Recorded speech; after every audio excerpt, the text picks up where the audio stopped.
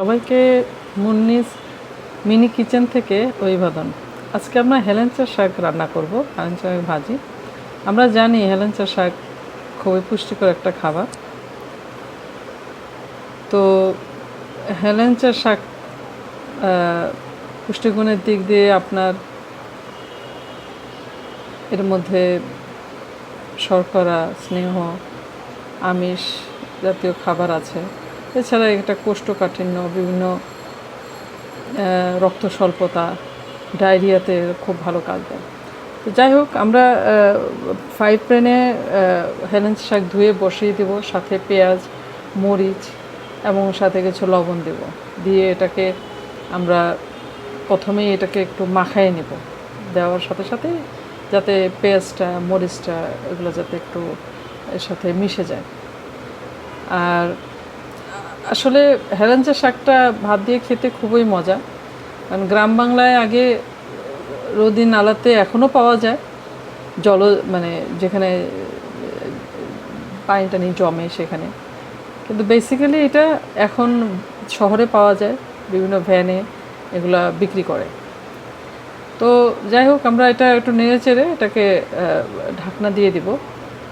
তারপর কিছুক্ষণ পরে আবারও উঠিয়ে এটা আমরা আবার একটু নাড়াচাড়া করব এই কারণে যে যাতে জিনিসটা, মানে যে পানিটা থাকে এটা ভেতরে, সে পানিটা যাতে হয়ে যায়, মানে শুকিয়ে যায় এবং শাকটা যেন একটু সিদ্ধ হয়, সেই জন্য একটু এটাকে নাড়াচাড়া করে জিনিসটাকে একটু সিদ্ধ করে নিতে হবে। এটা ধরেন 5-6 মিনিট এভাবে আমরা করলাম আর কি। জিনিসটা মানে শাকটাকে একটু নাড়াচাড়া করে 2-3 মিনিট করে আমরা আবার এটাকে একটু শুষ্ক করবো। তারপরে আবার এটাকে আবার একটা আলাদা করে, যখন এটা একটু পানিটা শুকিয়ে আসবে, তারপরে ওটাকে আলাদা করে একটু রেখে দিলাম। কলমি শাকটা উঠিয়ে রাখবো আর কি একটা বলের মধ্যে, যেই প্যানটার মধ্যে আমরা করেছি। চাইলে আপনি আলাদা একটা কড়াইয়ের মধ্যেও করতে পারেন। আমি না করে ওই শাকটাকে আলাদা একটা ইয়েতে রেখে তারপর একটু তেল ঢেলে দিলাম। তেল ঢেলে দেওয়ার পরে ওখানে আমি শুকনো মরিচটা একটু কেটে ওর মধ্যে দিয়ে দিলাম, সাথে আমি রসুন দিয়ে দিব। অনেকে আছে যে এর সাথে তখন পেঁয়াজ দেয়, আমি কিন্তু প্রথমেই পেঁয়াজ দিয়ে দিয়েছি। পেঁয়াজটা একটু আমি আগেই যখন শাকটা হয় তখনই একটা দিয়ে দিই, তাতে একটু মজা লাগে, মানে শাকটা একটু ফ্লেভারফুল হয় যখন আমরা রসুনটা একটু কেটে পরে দিই। তো রসুনের একটা ফ্লেভার এটার মধ্যে থাকে। তো যাই হোক, রসুনটাকে ভালো করে এখানে ভেজে দিব, দিয়ে এটার মধ্যে আমি শাকটাকে ছেড়ে দেব। মানে বাগার দেওয়া, এটাকে বলা হয় বাগার দেওয়া। শাকটা সাধারণত আমরা সবাই জানি কম বেশি যে শাক বাগার দিয়ে খেলে খুব ভালো লাগে।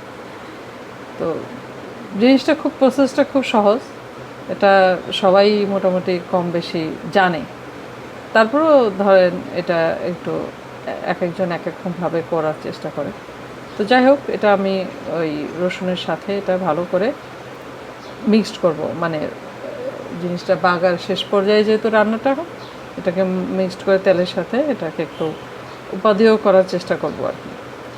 তো একটু সাথে এর মধ্যে যদি আমার লবণ লাগেনি, লবণ যদি লাগে তখন আপনি একটু চেক করে নেবেন যে লবণ আছে ঠিক মতো হয়েছে কিনা। তো যাই হোক, এই খাবারটা আসলে ভাত দিয়ে খেতে খুবই মজাদার।